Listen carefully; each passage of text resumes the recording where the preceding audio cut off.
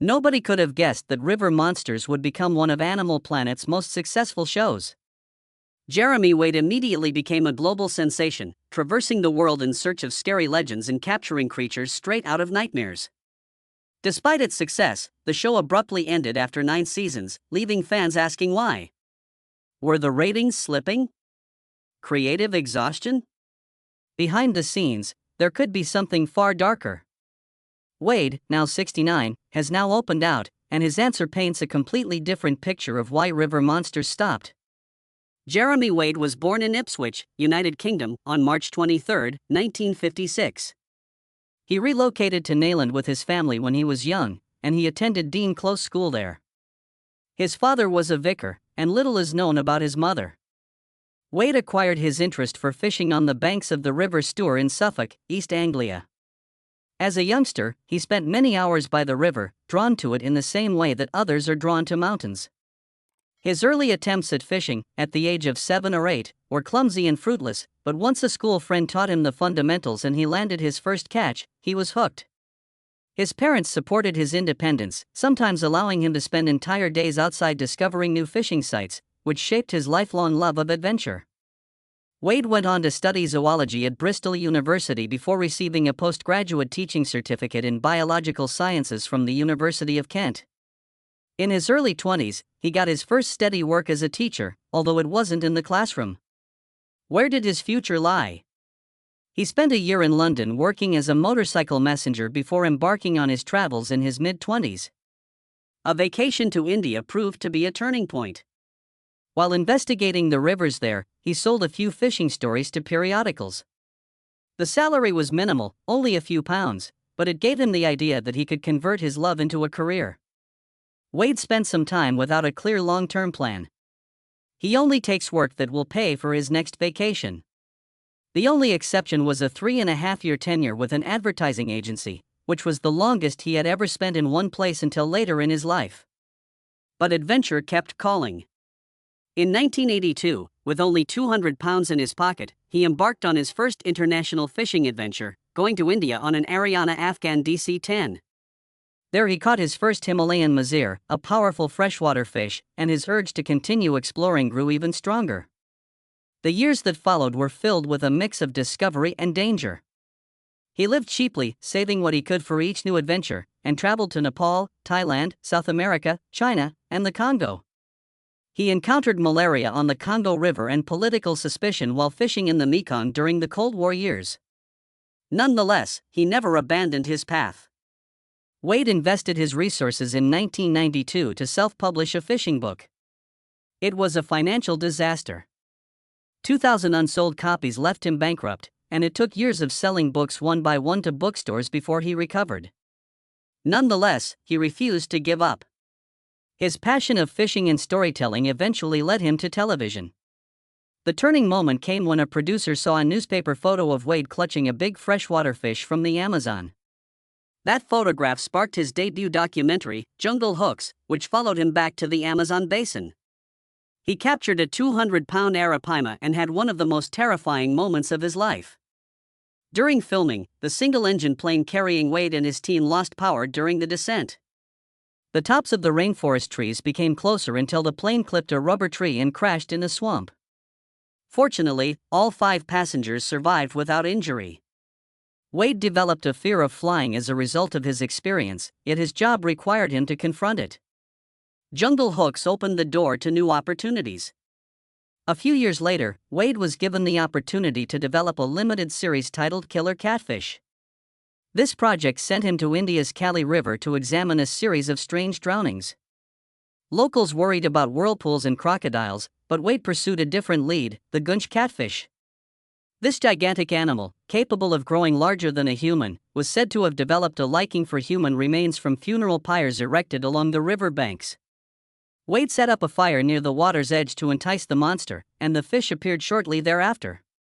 After a lengthy struggle, including swimming one-handed over perilous currents while clutching to his fishing rod, he eventually caught it. The catch was released into the river, but the narrative made for compelling television. Many believe Wade's favorite episode to be one that mixed mystery, peril, and triumph. Its success drew the attention of Animal Planet, paving the way for River Monsters, the series that established Jeremy Wade as one of the most known faces in adventure television. River Monsters debuted on April 5, 2009, and immediately became the series most closely associated with Jeremy Wade's name. At first look, seeing someone travel the world to fish may not sound like thrilling entertainment, but the show was never solely about fishing. Wade designed it as a mystery, an adventure, and a science lesson. Each episode was structured like a detective narrative, with rumors, eyewitness testimonies, and local folklore culminating to the disclosure of a real-life aquatic species at the finale. That recipe captivated people much beyond the typical circle of fishermen. At the center of it all, Wade positioned himself as a fisherman, conservationist, and instructor. He frequently stated that the series provided an opportunity to highlight the organisms that live in rivers and lakes, many of which people had never heard of. His goal was simple but effective. If viewers learn more about these animals, they may develop a greater concern for the delicate environments in which they live. His dedication extended beyond the cameras. He collaborated with experts in South Africa and the Bahamas to tag bull sharks and tiger sharks for scientific purposes, as well as obtain DNA samples from endangered fish species. River Monsters was never just about catching enormous fish, it was also about safeguarding and sharing their stories. Season 1 set the tone immediately, transporting Wade from the Amazon to Spain, India, Texas, and beyond. Each expedition included not just encounters with unique animals, but also the excitement of discovery. In an early episode, he searched for the alligator gar, a fish with a prehistoric appearance and a history of biting humans. The folklore originated with a 1932 report of a gar molesting a little girl. Wade's search took him to Texas, where he wrestled a 123-pound gar to the shore. The battle left him with a small injury, a reminder that these so-called monsters were every bit as powerful as their stories claimed. But the season's most horrifying event occurred in Episode 6, Amazon Flesh Eaters. Wade pursued one of the world's most disturbing fish, the kangaroo ASU. Unlike its smaller and infamous cousin, which has a bad reputation among swimmers, the kangaroo ASU was larger, more aggressive, and far more frightening in its behavior. It was only a few inches long and could cling onto other fish or, in rare circumstances, people, carving circular wounds with its razor-sharp teeth. Wade thought the kangaroo ASU were one of the most repulsive things he'd ever encountered. Despite dealing with piranhas and sawfish that resembled live weapons, it was this finger-sized catfish that worried him the most. Slimy, writhing, and endowed with tiny glowing eyes, it was the type of critter that would make even the most experienced adventurer tremble. Wade's inquiry took a sinister turn when he teamed up with Dr. Lucia Rapp of the National Institute of Amazonian Research. Among the preserved specimens, she told anecdotes about medical examiners who mistook kangaroo ASU attacks for gunshot wounds. In one example, bodies believed to be victims of violence were discovered hollowed out, their organs and blood devoured, and little fish placed into the cavities. The bullet holes were actually entry sites for these unrelenting scavengers. Season 2 of River Monsters followed Jeremy Wade on a voyage around the world, including Thailand, Africa, India, and the United States, seeking species that most people only read about in tales. Among the extraordinary experiences that season, one story stands out above the rest. The quest began with Demon Fish, an episode that returned Wade to the Congo River. He stated that the route there was exhausting and perilous, and that life behind the lens was far from glamorous. While television edits make the action appear continual, most of the trip was spent waiting, dealing with setbacks, and taking genuine risks on the ground.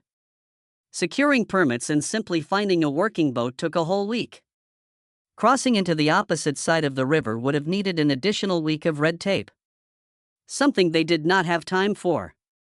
However, the real stress came from the residents.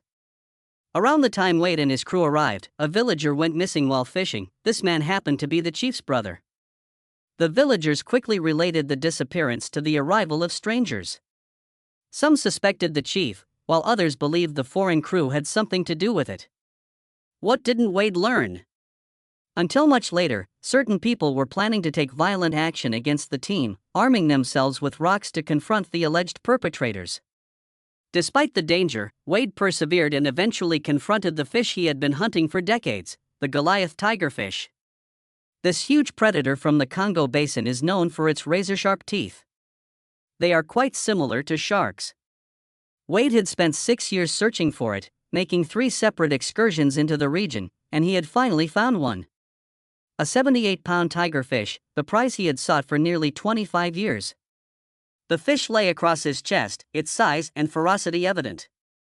Unfortunately, while Wade typically releases his captures, this one did not survive the attempt to return it to the sea, bringing a melancholy finish to his long pursuit. The following season maintained the same spirit of discovery. Wade proceeded to New Zealand, Argentina, Papua New Guinea, Japan, and the Solomon Islands to continue his investigation into the secrets of unusual freshwater species. However, one catch in Season 3, down in the isolated rivers of Australia, was unlike anything he had previously exhibited. Wade encountered the large-toothed sawfish in an episode aptly dubbed Chainsaw Predator, a species so odd that it appeared to have been manufactured by an engineer rather than nature.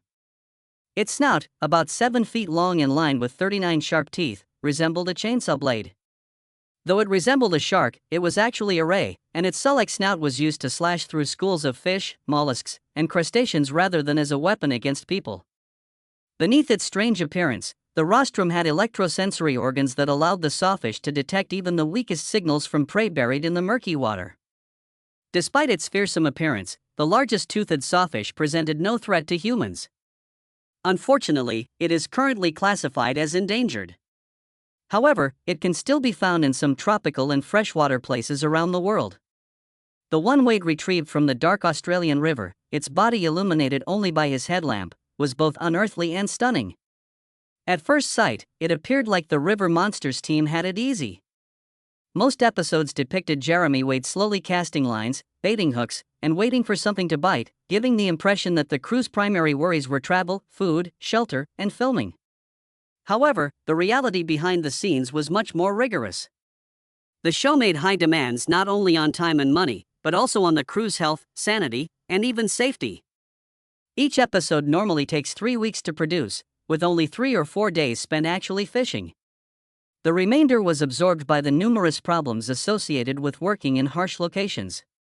Director Kelly Nevis previously described how, during a shoot in Peru looking for Humboldt squid, the team encountered a number of issues that became common among river monsters. The boat was too tiny, the crew and their guides struggled with language hurdles, seasickness was prevalent, safety precautions were almost non-existent, and pirates were a real threat.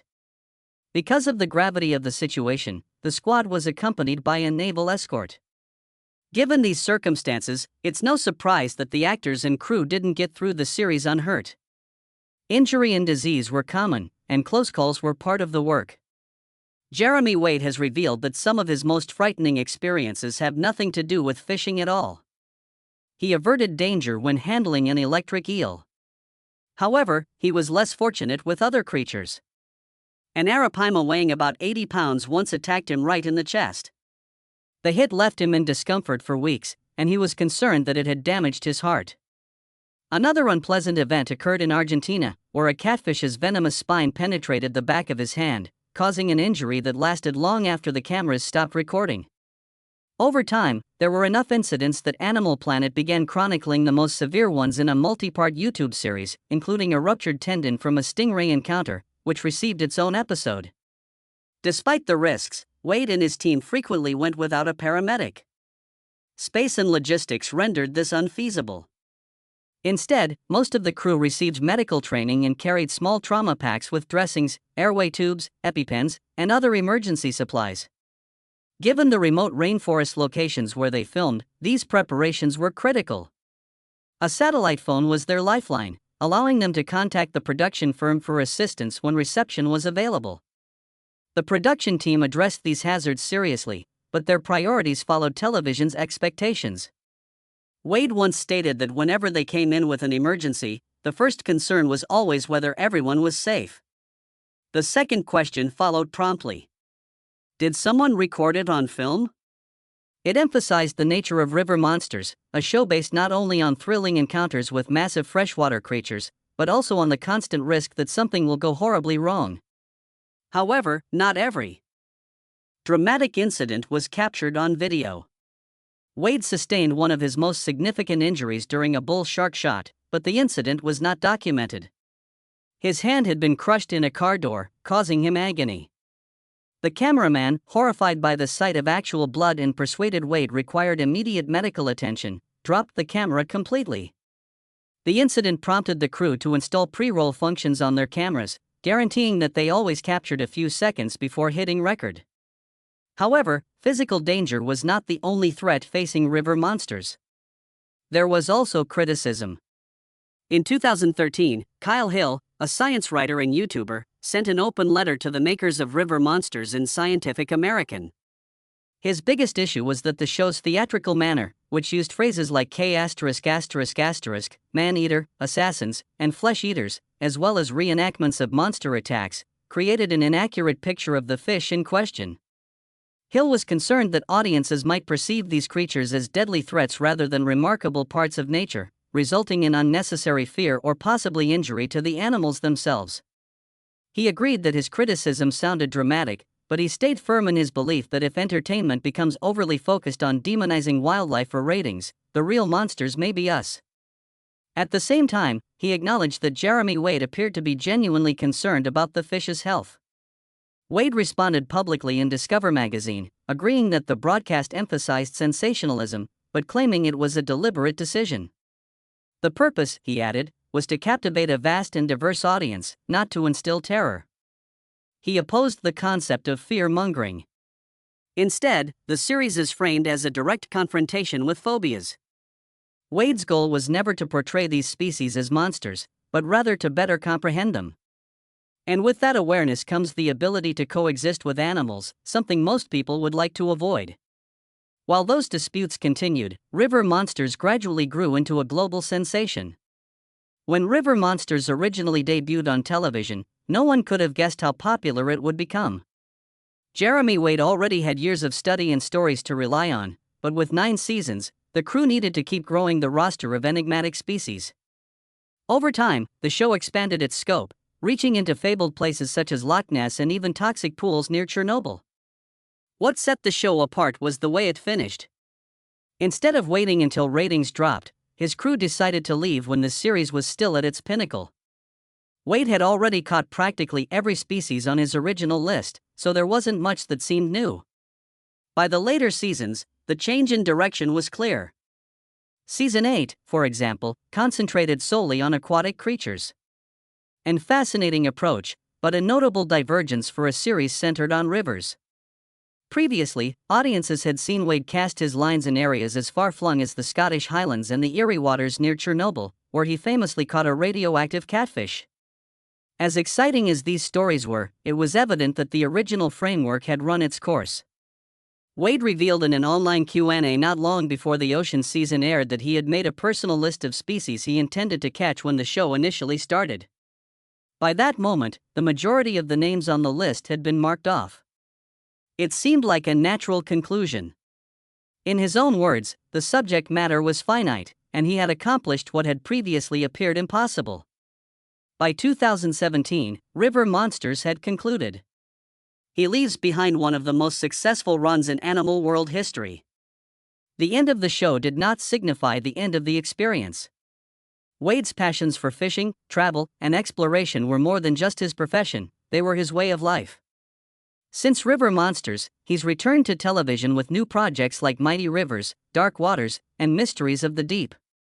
Each of these shows maintained the spirit of adventure alive, taking him to isolated, uncharted waters where few people would dare to venture. Along with television, Wade has stayed highly committed to conservation. He has frequently discussed the need of safeguarding freshwater ecosystems and how many species are missed merely because they lack the visual appeal of more vibrant sea life. However, as he points out, rivers and lakes contain some of the most intriguing fish in the world, even if they are rarely in the spotlight. Wade's relationship with his catches has also been a source of speculation. Though he releases almost every fish he captures, he admits to occasionally eating lesser species, particularly when traveling in areas where fresh food is scarce. Some choices have been practical, such as eating piranhas despite the fact that they are not particularly palatable. Some have been more indulgent. One of his favorites is the tambaki. A close relative of the pacu, it is recognized for its remarkable horse-like teeth that are used to crack nuts. Wade has praised the meat as particularly excellent due to its rich, organic diet. Even with the river monsters behind him, Jeremy Wade has never slowed down. His curiosity, reverence for environment, and desire for exploration drive him forward, demonstrating that his travels did not end when the cameras stopped rolling. They simply evolved into new stories ready to be told.